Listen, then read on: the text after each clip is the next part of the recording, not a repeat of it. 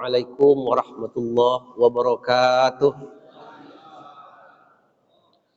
Alhamdulillah wassalatu wassalamu ala Rasulillah wa ala alihi wa sahbihi wa mawala amma ba'du. Bapak Ibu kaum muslimin sekalian, mari kita awali majlis ilmu ini dengan membaca basmalah. Bismillahirrahmanirrahim. Kita langsung pada topik pembahasan karena waktu kita ini memang singkat ya, sekitar paling 1 jam mata pelajaran ya, cuman 45 menit ya. Jadi kita langsung ke topik pembahasan.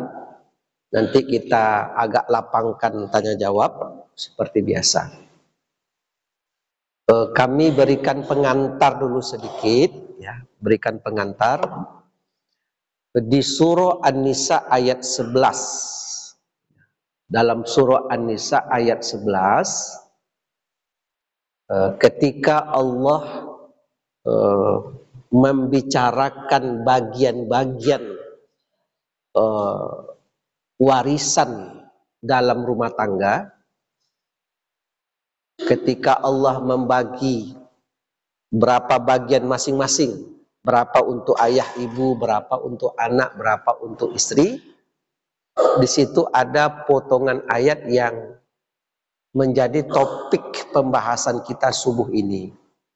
Allah berfirman, abaukum wa abnaukum la tadruna ayyuhum aqrabu lakum naf'a. Orang tuamu, berarti ayah dan ibu kandungmu, wa abnaukum, dan anak-anak kandungmu. Nah, ini luar biasa ini, ada seseorang ke atasnya masih punya ayah ibu dan ke bawahnya sudah punya anak. Nah, ini memang kondisi yang sangat nikmat dalam hidup. Abaukum, ayah ibu kandungmu, wa abnaukum, anak-anak kandungmu. Ada orang punya ayah ibu tapi nak punya anak. Ada apa tidak? Ada. Ada orang punya anak tapi tidak lagi punya ayah ibu. Ada apa tidak? Ada.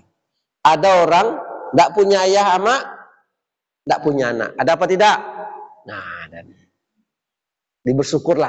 Nah, sekarang Allah menyebut abaukum, ayah ibu kandungmu, wa abnaukum, anak-anak kandungmu, la tadruna, kamu tidak bisa tahu, ayyuhum aqrabu lakum naf'a, siapa yang lebih dekat kepadamu secara manfaat.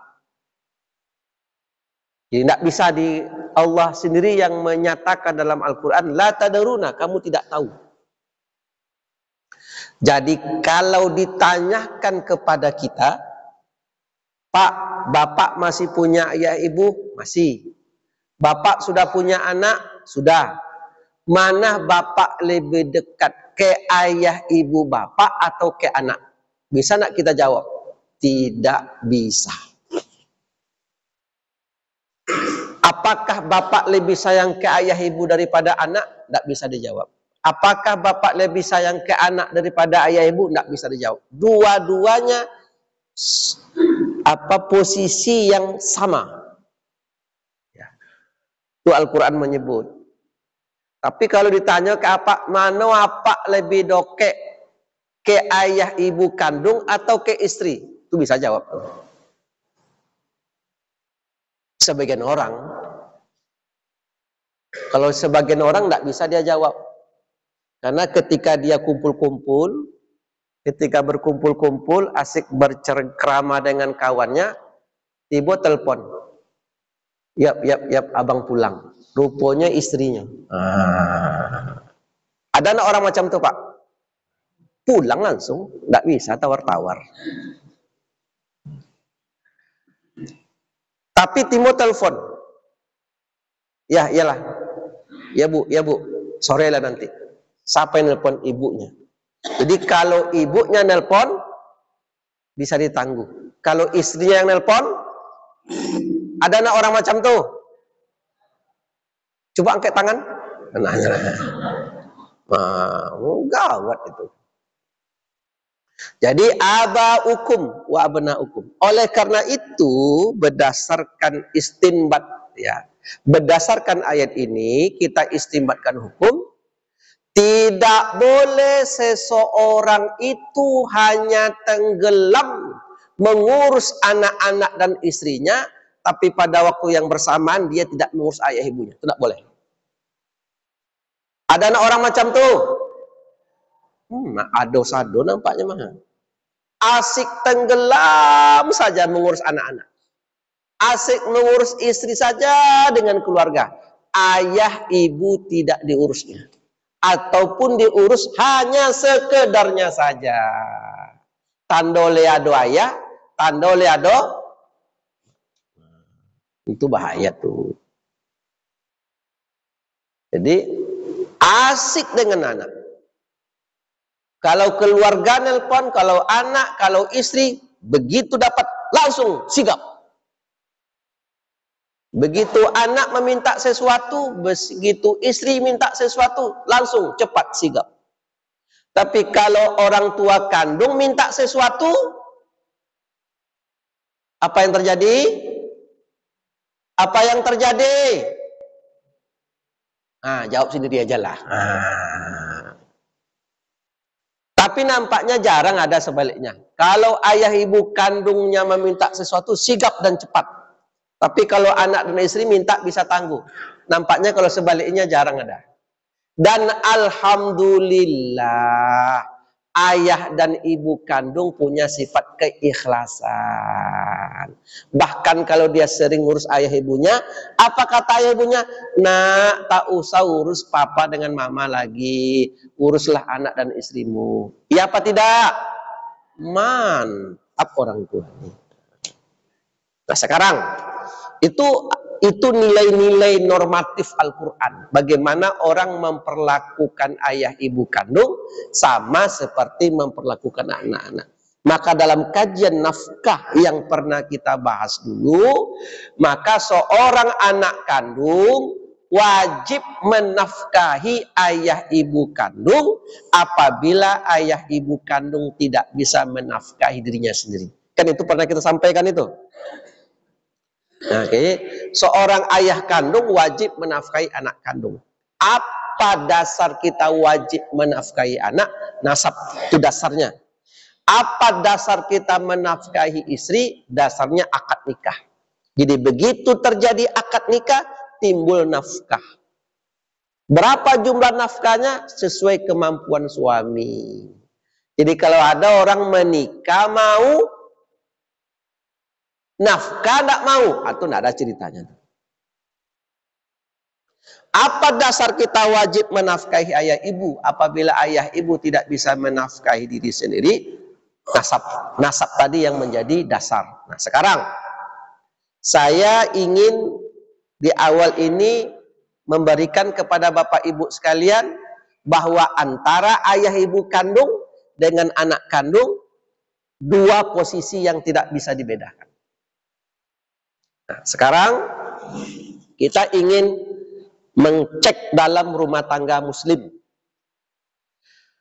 Nah, di dalam Al-Qur'anul Karim ya, yang jadi petunjuk bagi kita, Al-Quran menyebut apabila ada seseorang mayit wafat.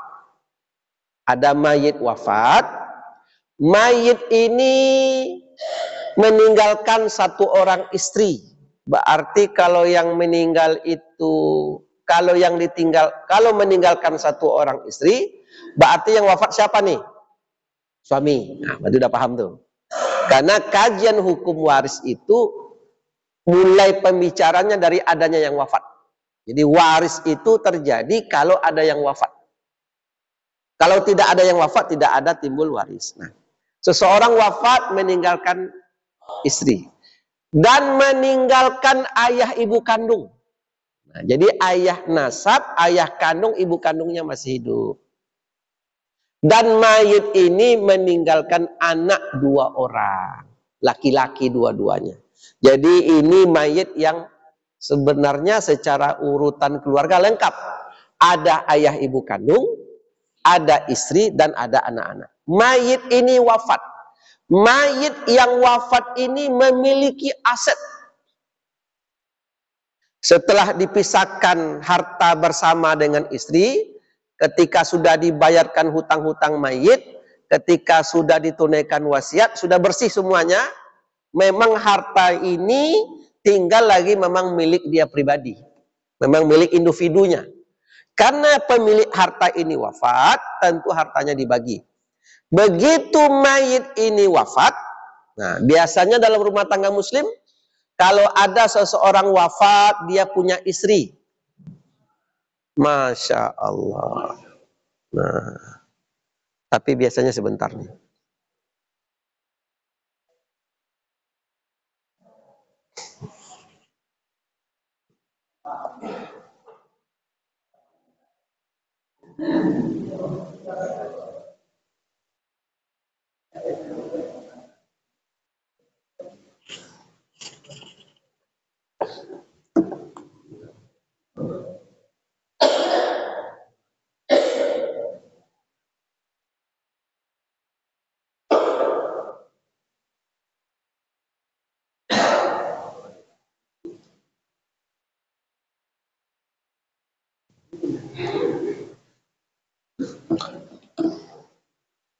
Kita punya genset, Ustaz. Oh, nak matikan AC.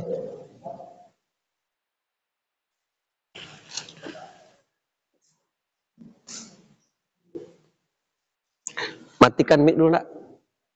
Nanti apa dia? Oh lah.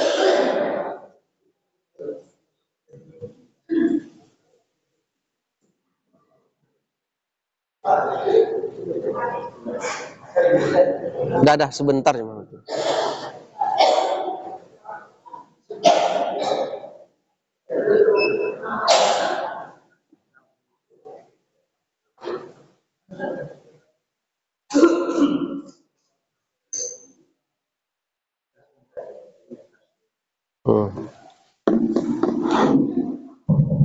Bapak Ibu, kita lanjutkan. Besok di alam kubur ada enggak cok lampu enggak? Enggak ada. Sebentar aja risau kita ya. Nah, jadi kita mulai Bapak Ibu sekalian. Jadi apabila ada mayit wafat memiliki istri. Biasanya begitu mayit ini wafat, ya.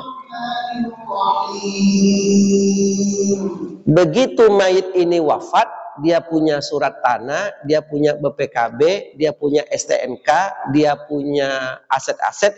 Biasanya siapa yang memegang aset ini? Istri ya. BPKB siapa yang megang? Istri. Simpanan siapa yang megang? Surat tanah siapa yang megang? IMB Ruko siapa yang memegang? IMB Ruko itu istri juga. Artinya aset dipegang oleh istri. Sekarang, Bapak Ibu sekalian ketahuilah apa itu abaukum wa abnaukum, ayah ibu kandungmu, kemudian anak-anak kandungmu. Kamu tidak tahu siapa yang lebih bermanfaat di antara mereka. Siapa di antara mereka yang lebih dekat dengan kamu secara manfaat. Artinya ayah dan ibu kandung, andaikan harta mayit ini jumlah rupiahnya kita rupiahkan 1,2 M, berapa Pak? 1.200.000.000. Ketahuilah bahwa ayah ibu kandung mayit yang wafat ini, ayah kandungnya dapat 1/6, ibu kandungnya dapat 1/6. Berapa 1/6 dari 1,2 M? Berapa? 200 Nah, maka ayah kandung mayit dapat 200 juta, ibu kandung mayit dapat 200 juta. Suka tidak suka, ayah kandung mayit jadi ahli waris, ibu kandung mayit jadi ahli waris. Ayahnya dapat 1/6, yakni 200 juta, ibu kandung mayit dapat 200 juta. Kenapa ibu kandung dengan ayah kandung dipisahkan 1/6? Ayah dapat 200, ibu dapat 200. Karena boleh jadi ketika mayit ini wafat, ayah ibu kandungnya sudah bercerai. Mungkin apa tidak? Mungkin. Mungkin yang ayah kandungnya sudah beda pula istrinya, mungkin ibunya sudah beda pula suaminya. Dan alhamdulillah kalau masih suami istri. Nah, sekarang pertanyaan saya ke Bapak Ibu. Kira-kira dalam rumah tangga muslim, kalau ada mayit wafat, hartanya dipegang oleh istri, ayah ibu kandung mayit masih hidup, dapat waris dia apa tidak? Jawab. Dapat apa tidak? Dalam kajian hukum Islam, dalam praktek masyarakat dapat apa tidak?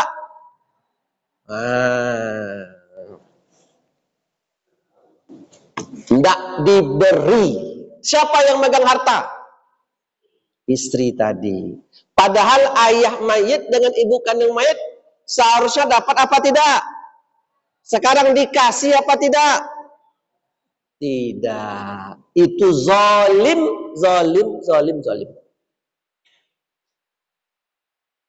Jadi kakek mayit, kakek dari anak ini, cucu, nenek dari cucu ini, dia dapat 1/6. Kalau angkanya 1,2 M, kakeknya itu dapat 200 juta, neneknya itu dapat 200 juta. Kenapa dalam masyarakat Ustadz seolah-olah tidak ada konflik? Kenapa seolah-olah kakek nenek ini tidak menuntut? Ketahuilah bahwa kakek nenek ini mengagak-agak, mempertimbang-timbangkan. Kenapa? Karena kita punya cucu yang yatim, yang dipelihara oleh minantu. Biarlah ikhlaskan sajalah. Betul apa tidak? Betul. Tak usah lagi dituntut-tuntut. Kan alhamdulillah lah menantu ini merawat cucu kita. Tetapi kakek nenek dapat 200 juta. Pertanyaan kita adalah, bolehkah seseorang menolak bagian warisan dia? Pertanyaannya tidak boleh. Jadi kakek dan nenek itu mesti terima dulu.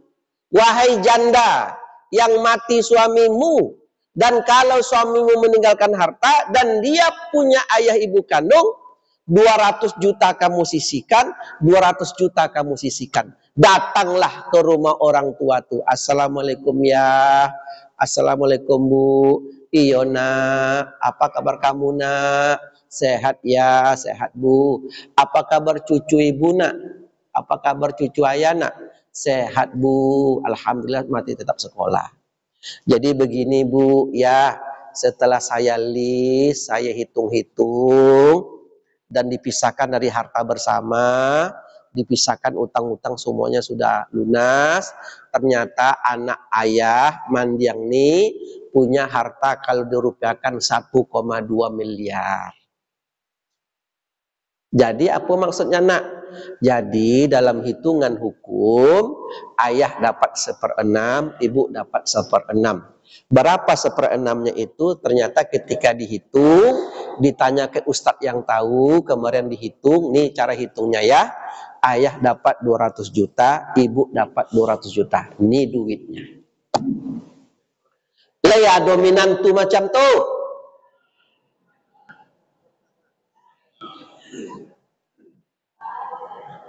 Kalau dominan tuh macam tuh Pak, tahan copet. Carikan dia suami baru. Atau kalau ada tetangga Pak yang macam tuh akhlaknya tahan copet. Berunding sama istri apa, tambahlah itu. Nah, letakkanlah 200 juta di depan kakek, depan nenek. Nah, kakek dan nenek ini sudah berbulan-bulan dan bertahun-tahun bercerita dengan orang-orang. Kalau dia ikhlas, dia ikhlas, dia ikhlas. Dia tidak mempermasalahkan harta yang ditinggalkan oleh anaknya. Dia akan merelakan untuk cucunya. Alhamdulillah. Tapi begitu menantu meletakkan 2 juta di atas meja, 2 juta kiri, 2 juta kanan. Kata suami ke bininya, kata kakek ke nenek, macam mana awak tuh? Katanya awak tuh kemarin mengikhlaskan. Entah, abang macam mana abang? Saya tanya Bapak Ibu, apakah kakek ini masih mengikhlaskan? Atau kakek itu menahan? Maka kakek itu mengatakan, nak sayang, minantu ayah, minantu ibu, alhamdulillah, walaupun kami gola tua, kami masih ada pendapatan nak sayang. Kalian waris ini sudah selesai. Secara hukum bagian ayah, bagian ibu sudah kamu tetapkan. Sekarang ini ibu hibahkan kakek kan, jadikanlah ini dana abadi untuk pendidikan cucu kakek nenek. Bawalah pulang balik. Layado kakek nenek macam tu. Lu mau cobalah. Itu baru hukum Islam dalam rumah tangga.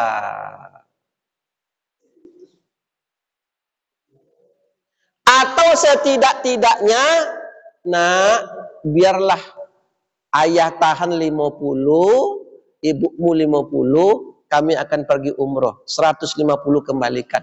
Ada nak macam tu? Ada tak atau tak balik? 150 tahan, 50 kembali. Bapak Ibu, itulah hukum Islam. Kenapa? Ayah ibu kandung mayit, anak kandung kamu tidak tahu siapa yang lebih dekat dengan mereka. Jadi jangan diabaikan. Banyak nak orang mengabaikan? Banyak sekali. Minantu diam-diam, mertua diam-diam. Dan satu pertanyaan, apakah seluruh ayah dan ibu kandung mayit, kakek nenek nih, orang kaya? Nah, dia juga butuh. Nah, itulah kaji kita subuh ini. Abaukum wa abnaukum, ayah dan ibu kandungmu dan anak-anak kandungmu, la tadruna, kamu tidak bisa tahu, ayyuhum aqrabu lakum naf'a, siapa yang mereka lebih dekat denganmu secara manfaat. Biasanya kakek dan nenek ini mengikhlaskan. Jangan kalian tuntut-tuntut harta anak yang wafat. Kenapa? Karena di minantu kita ini, di janda kita ini, ada anak yatim yang dipeliharanya. Begitu kata kakek nenek. Alhamdulillah. Tapi berubah hati kakek nenek ini. Setahun masih aman, 2 tahun masih aman, 3 tahun. Masuk tahun keempat, ternyata menantu ini punya suami baru. Mulai masalah apa tidak? Itu masalah lagi tuh. Tapi kalau bagian kakek nenek sudah diserahkan 200 juta, nenek dari sedekah 200, kakek 200, dan bagian anak kandung, ingat, janda ini cuma dapat 1/8 loh. Dari 1,2 M. 1/8 dari harta mayit. Jadi kakek nenek dapat 1/6, istri dapat 1/8, sisanya milik anak kandung. Kalau nanti istri ini ingin menikah dengan suami baru, maka dia hanya boleh bawa 1/8 itu saja menikah dengan suami baru, plus nanti harta bersama yang sudah dibagi dari awal tadi. Demikian kita buka tanya jawab. Kita buka tanya jawab ya terkait dengan topik yang kita bahas di subuh ini. Maaf lupa, demikian juga sebaliknya ya. Tadi kita mencontohkan yang wafat itu suami. Karena kalau ditanya ke ibu-ibu mana yang dicontohkan, suami wafat atau istri, pasti jawabannya suami dulu Ustaz. Makanya suami saya contohkan jadi wafat. Nah, pokok tenanglah Pak, awak dulu baru apa. Nah, demikian juga sebaliknya Pak. Kalau yang wafat itu istri, maka ayah ibu kandung dari mayit istri jadi ahli waris apabila memang mayit ini meninggalkan harta. Mungkin sumber harta itu dari harta bersama yang sudah dibagi. Itu mungkin sumbernya. Demikian kita buka tanya jawab seperti biasa. Dipersilakan. Nah, nih silakan, Pak. Waalaikumsalam warahmatullah. Dah hidup ya. Pertanyaan saya cuma dua aja. Satu, tadi kalau tinggal seorang suami waris kepada orang tua kita ya. Pertanyaan saya, jika orang tua kita tidak ada, apakah wajib bisa diberikan kepada saudara kita? Apabila ayah ibu kandung sudah wafat, apakah harta bisa? Saudara. Ya, lanjut. Atau waris ini ya, silakan. Bisa diberikan kepada orang tua kita. Kalau kita lihat, apakah bisa diberikan kepada mertua? Pertanyaan Bapak, apakah mertua mendapatkan bagian waris? Ya. Bisakah waris kita diberikan kepada saudara kita? Atau bisa juga diberikan kepada orang tua kita? Iya. Jawabannya, apabila mayit wafat tidak meninggalkan ayah ibu, berarti ke atas coret, tapi punya anak, apakah saudara kandung jadi ahli waris? Jawabannya tidak terhijab. Jadi selagi mayit ini punya anak kandung, saudara kandung tidak jadi ahli waris. Apa hati-hati kalau ada apa punya abang kandung kayu rayo, tapi punya anak, jangan pula petantang petenteng, bapak tidak jadi ahli waris. Paham? Anak kandung dia yang jadi ahli waris, kita saudara kandung terhijab.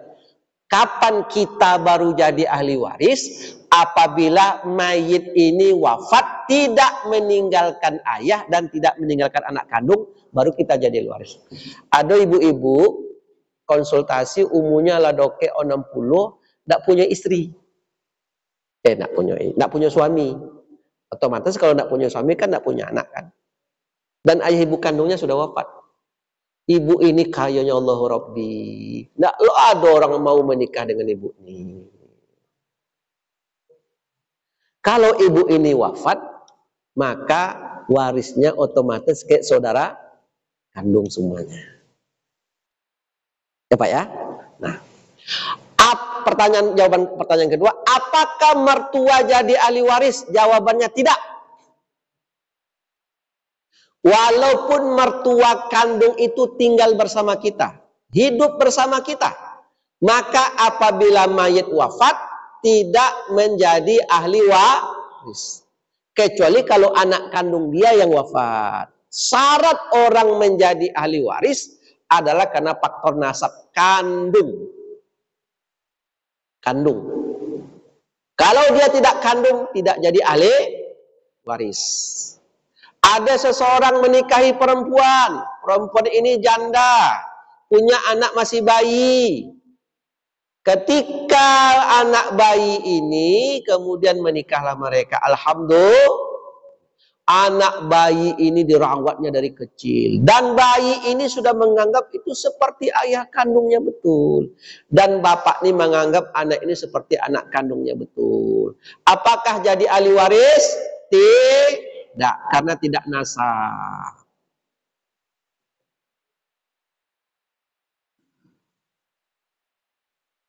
Paham Pak?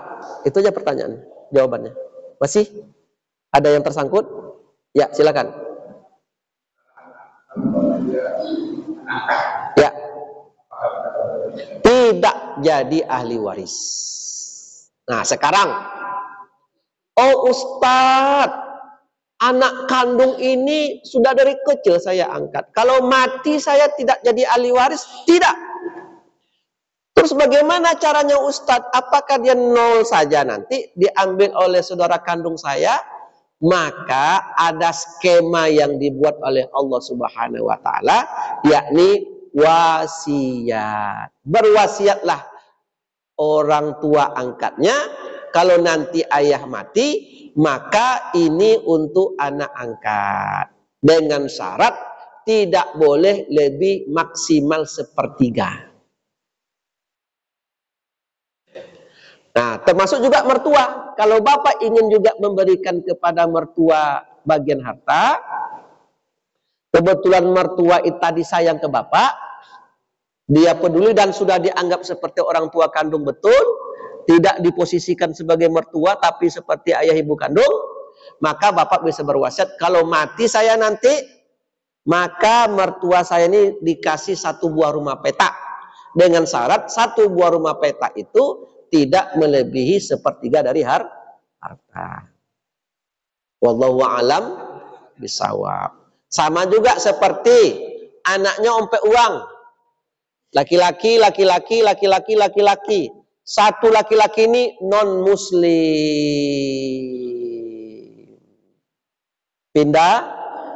Bukan pindah agama nih. Boleh jadi kasusnya kalau pindah agama kan tragis ya. Boleh jadi dulu keluarga ini mu'alaf, non muslim semuanya. Ayah ibu masuk Islam, anak-anak masuk Muslim kecuali 1 orang. Nah, ya kan? Itu lebih indah kisahnya kalau seperti itu. Daripada Muslim 1 orang murtad. Itu tragis pula ceritanya kan. Nah, jadi begitu ayahnya wafat, non muslimnya jadi ahli waris apa tidak? Jawabannya coret, tidak jadi ahli waris, hanya bertiga.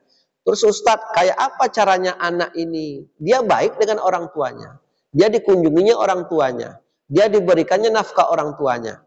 Tapi karena dia belum masuk Islam, non muslim, itulah guna wasiat. Bolehkah ayah kandung berwasiat kepada anak yang non muslim 1 orang? Jawabannya boleh, dengan syarat jumlah wasiat tadi tidak boleh melebihi dari anak yang 3 orang yang sudah muslim ini. Itu syarat. Ya, Ibu silakan.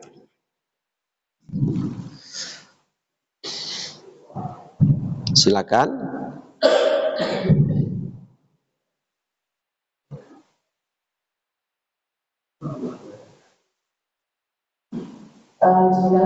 Silakan Ibu. Waalaikumsalam. Yang tertanamkan adalah harusnya harta warisan itu dibagi. Kadang-kadang ada meninggal suami. Nah, sebagai istri, beliau bagian harta beliau menggunakannya. Jadi harta Ibu, mic-nya dipegang dulu, masih dipegang.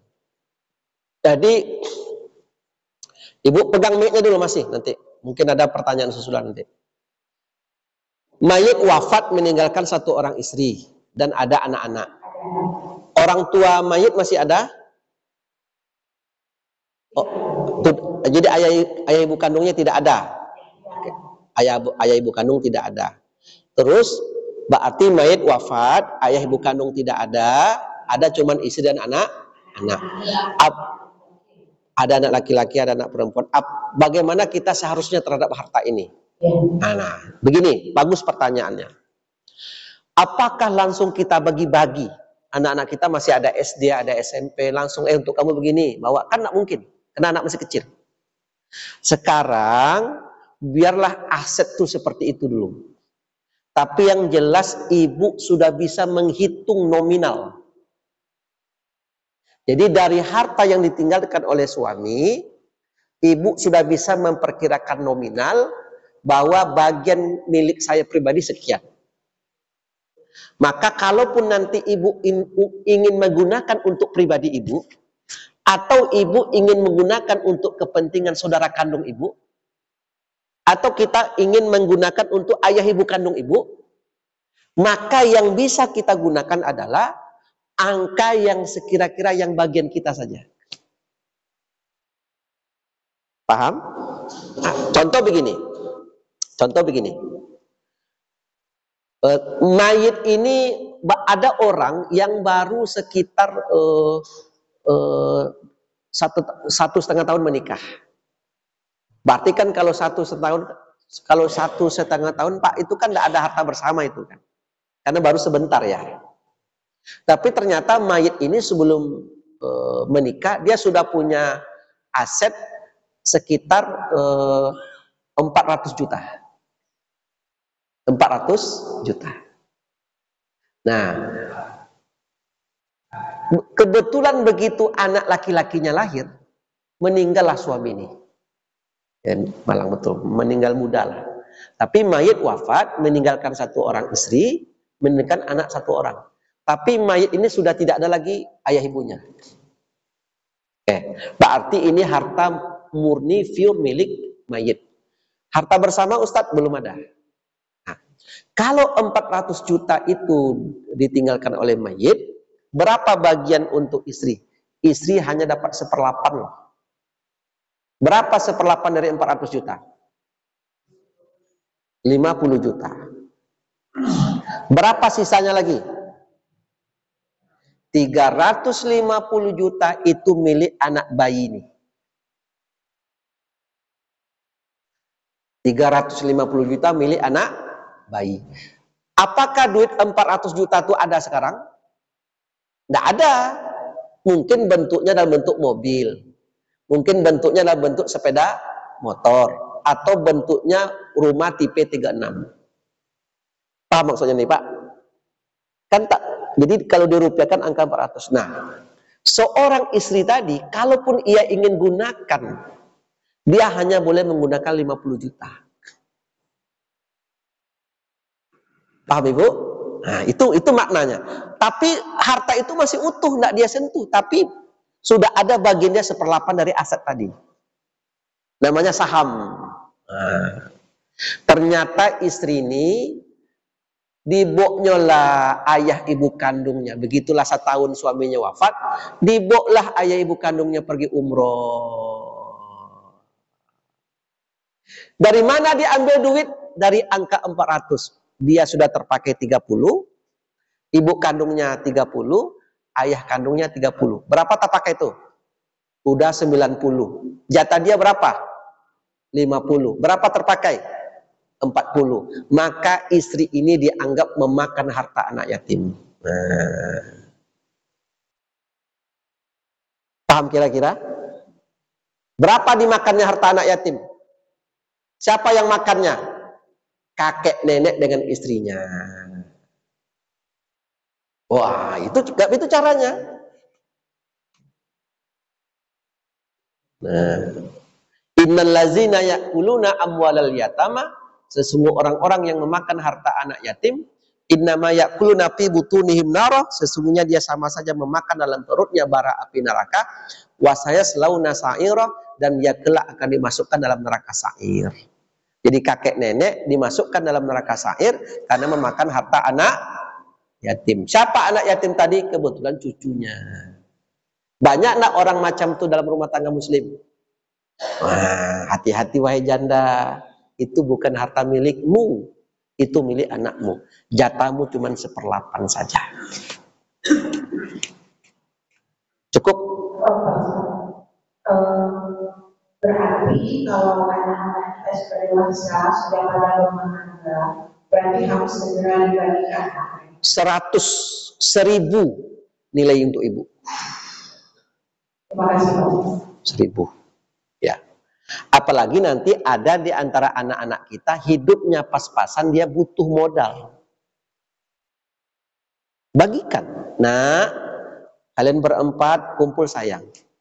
Karena kalian sudah dewasa nak, maka sekarang dengarkanlah ibu. Nak, lama ibu sudah berpikir. Lama ibu sudah konsultasi. Coba nak, ini bagikan kertas. Inilah aset yang ditinggalkan oleh ayah ibu kandung kalian. Ada rumah yang kita tempati, ada mobil, ada sepeda motor, ada tanah, ada kapling dan segala macam. Ketika sudah ibu hitung-hitung, nak, semuanya 6 miliar. Dan boleh jadi Pak, kalau kita hitung rumah, hitung aset tanah, saya tengok wajah-wajah Bapak Ibu ini ada wajah-wajah 3 miliar, 2 miliar. Kalau dihitung rumah dengan tanah ya, ada itu. Nah, ada 6 miliar nak. Setelah ibu hitung-hitung segala macam, ibu sudah bagi harta gonogini ibu dengan ayah kalian. Dan ayah kalian ini ketika dibuat list tanah, keterangan gonogini, tanah, keterangan harta bawaan waktu bujang ayah. Nah, buat keterangan. Nah, setelah ibu hitung, pembagian harta gonogini itu adalah sekitar 2M.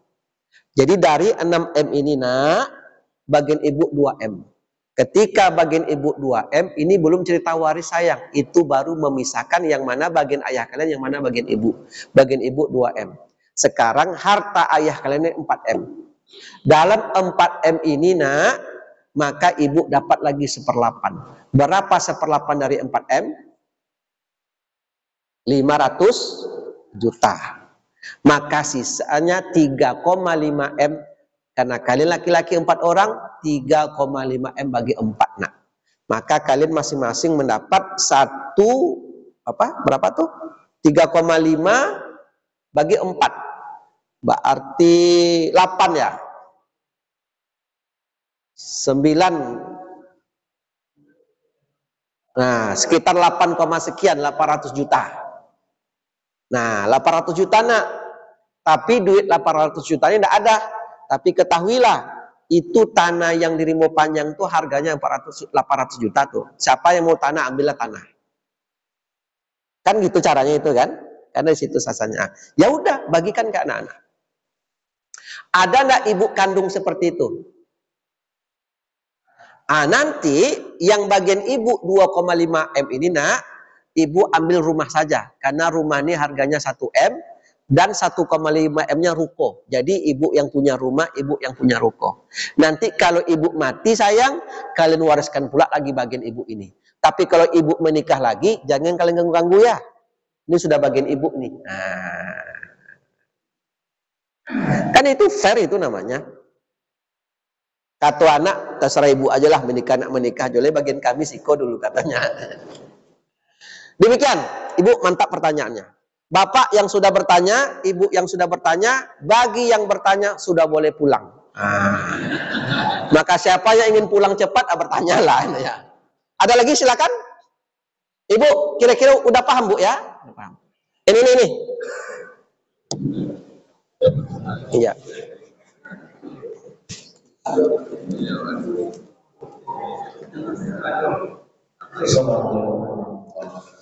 Waalaikumsalam. Silakan Pak. Bagaimana kalau ahli waris itu tidak ada yang laki-laki? Kebetulan ada pengalaman teman kita, anaknya ada perempuan 2 orang, istri, ayah. Nah sekarang ayah tidak ada, yang ada saudara laki-laki. Nah ini bagaimana pula Ustaz? Terima kasih. Mayit wafat, anaknya perempuan semuanya. Ayah tidak ada. Saudara ayah ada. Ya.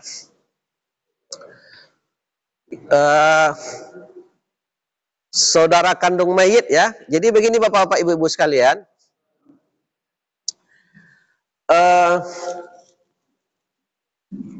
Kapan? Kan begini. Bagaimana statusnya apabila mayit wafat kemudian meninggalkan anak kandung perempuan? Perempuan. Ya. Perempuan. Kalau mayit ini wafat hanya meninggalkan anak perempuan saja, maka saudara kandung mayit jadi ahli waris. Karena yang menghalangnya itu cuma anak laki-laki atau ayah kandung. Sekarang dalam contoh itu ayah kandung tidak ada, kemudian anak laki-laki tidak ada, maka saudara kandung mayit menjadi ahli waris. Ya kan? Itu catatannya itu. Lakukanlah itu, ya. Saudara kandung mayit jadi ahli waris. Nah, tetapi ada sedikit terjadi perubahan. Apa yang Ustadz maksud terjadi perubahan? Nah, dalam praktek pengadilan agama kita, dalam praktek pengadilan agama kita yang diputuskan oleh hakim-hakim di majelis hakim di pengadilan agama, yang menghijab saudara kandung itu anak. Apakah anaknya laki-laki atau tidak ada anak laki-laki atau anak perempuan? Ternyata pengadilan agama menafsirkan anak kandung mayit menghijab saudara kandung, baik anaknya itu laki-laki ataupun anak itu perempuan. Itu pula prakteknya di pengadilan agama. Begitu mereka melakukan praktek, tetapi itu adalah kasus per kasus saja. Itu kasus per kasus, menengok bagaimana sistem struktur dalam rumah tangga muslim ini. Wallahu alam bisawab. Waktu kita nampaknya masih ada, Ustadz, Pak Imam. Silakan, Pak. Silakan. Waalaikumsalam warahmatullahi wabarakatuh. Langsung ya, Pak. Ketika seorang ayah meninggal dunia, ya, kemudian meninggalkan beberapa waris,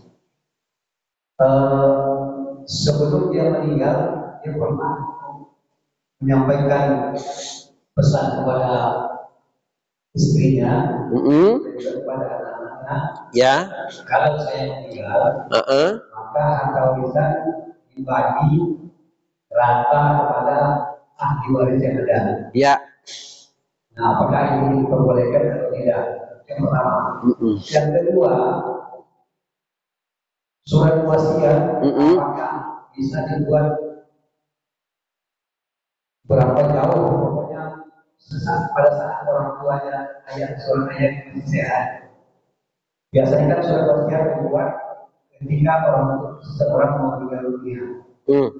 Tapi ini dilakukan jauh sebelum dia meninggal, dia sudah memberikan pesan atau membuat wasiat untuk para ahli waris sesuai dengan jumlah harta yang ada.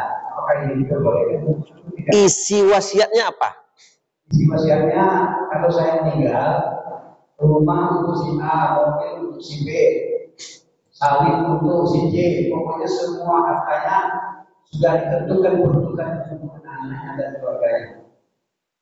Apakah ini dibenarkan atau tidak? Jawabannya tidak dibenarkan. Jawabannya itu salah dan menyalahi syariat. Apa dalilnya? Kan begitu. Apa dalilnya itu menyalahi syariat? Karena Allah Subhanahu wa taala sudah menyebut lirrijali nasibum mimma tarakal walidani wal aqrabun walin nisa'i nasibum mimma tarakal walidani wal aqrabun mimma qalla minhu aw katsura nasiban mafruḍa. Bagi laki-laki ada bagian yang ditinggalkan oleh orang tua dan kerabat, bagi perempuan ada bagian yang ditinggalkan oleh orang tua dan kerabat, sedikit atau banyak ada bagian-bagian yang sudah ditetapkan. Jadi kalau kita sudah mati, wahai bapak yang punya harta, wahai bapak yang punya aset, jangan sok-sok pula lagi.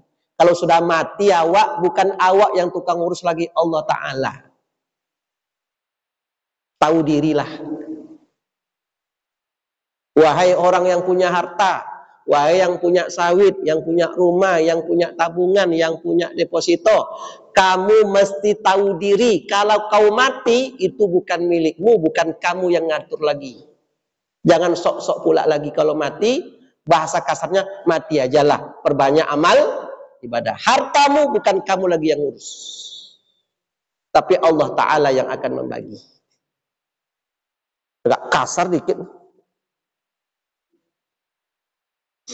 Apa yang bisa kita lakukan ketika kita hidup? Perbanyak amal ibadah, berinfak, bersedekahlah pakai harta itu, gunakan harta itu untuk kebaikan. Begitu kita wafat, jangan urus lagi, biar Allah yang tukang urusnya. Jangan lagi kamu ceritakan sanu untuk sanu, tidak akan berlaku hukum waris. Jangan terlalu jauh ikut campur urusan Allah Ta'ala. Apakah kamu bisa jamin? Kan begitu kata Allah. Kalau kamu bagi sawit untuk syanu, ruko untuk syanu, rumah untuk syanu, apakah kamu jamin kalau kamu mati masing-masing anak akan redho?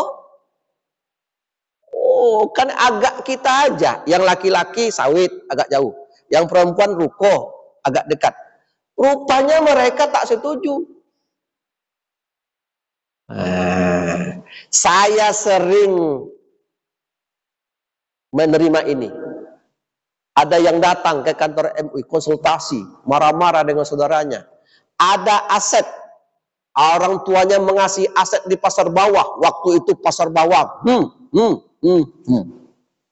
Rupanya pasar bawah itu ada perjanjian sekian puluh tahun kembali kepada pemerintah. Nah, iya apa tidak?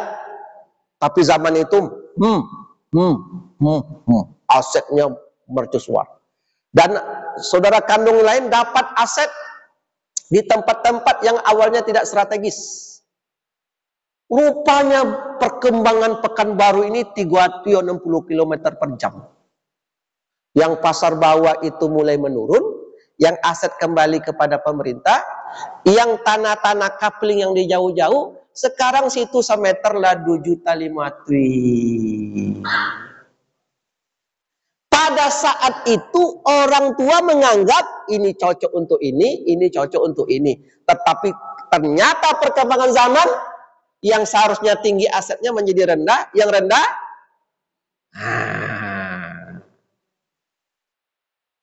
ternyata yang asetnya rumah untuk anak paling kecil oleh pemerintah dibongkar karena masuk pembuatan flyover umpamanya. Atau pelebaran jalan. Karena masuk pelebaran jalan, suka tidak suka diganti rugi. Habislah rumah ini. Akhirnya anak yang paling kecil ini, rumahnya tidak ada, ganti. Ternyata saudara kandung yang laki-laki dapat tanah yang agak di hutan dikit, situ sudah terbangun kantor wali kota yang baru. Nah, siapa yang tahu?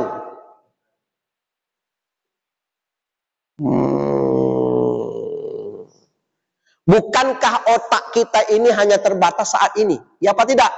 Awak agak-agak lah. Ini cocok ini cocok ini. Ya apa tidak? Cuma agak awak tuh agak-agak aja. Ternyata ke depan kita tidak tahu. Inilah kaji kita nih, berat nih. Jadi jangan berwasiat-wasiat yang macam-macam. Mendahului Allah Ta'ala itu namanya.